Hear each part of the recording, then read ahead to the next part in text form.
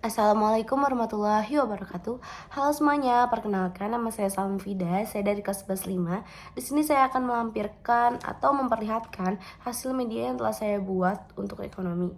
Jadi media tersebut berupa labbook yang berjudul kebijakan moneter. Masuk kepada kebijakan moneter. Jadi kebijakan moneter dapat dilihat dari peredaran jumlah uang yang diatur. Karena apabila peredaran uang atau jumlah uang yang tidak diatur akan memberikan pengaruh buruk terhadap perekonomian suatu negara. Peredaran uang yang berlebih dapat mendorong kenaikan harga dan jangka panjangnya akan berakibat negatif terhadap pertumbuhan ekonomi negara.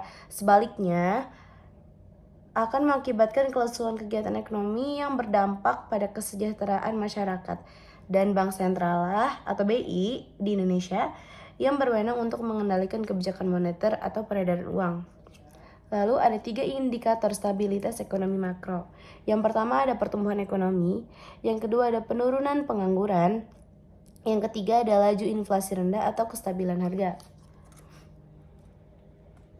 Masuk kepada jenis kebijakan moneter. Yang pertama ada kebijakan moneter ekspansif.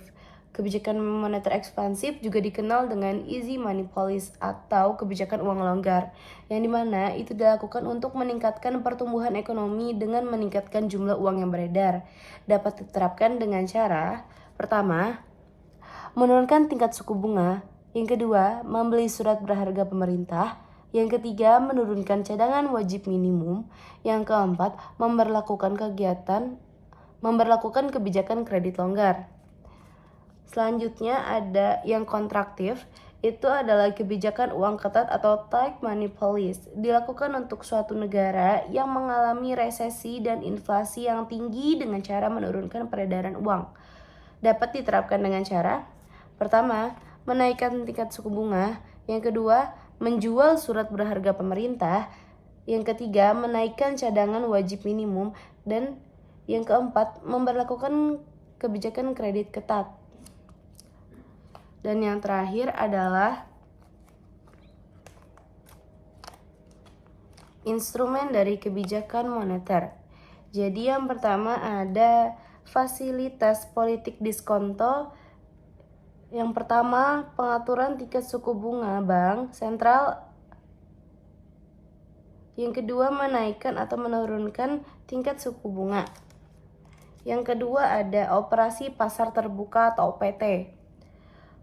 OPT itu mencakup jual beli surat berharga pemerintah oleh bank sentral di pasar primer, sekunder, melalui lelang atau non-lelang. Contohnya seperti sertifikat Bank Indonesia atau SBI. Yang ketiga ada cadangan kas atau giro wajib minimum. Yang pertama wajib dimiliki setiap bank. Yang kedua cash ratio atau dikenal. Yang ketiga, menaikkan dan menurunkan cadangan kasnya. Yang terakhir adalah kebijakan kredit, diterapkan dengan memberlakukan kredit secara ketat atau longgar.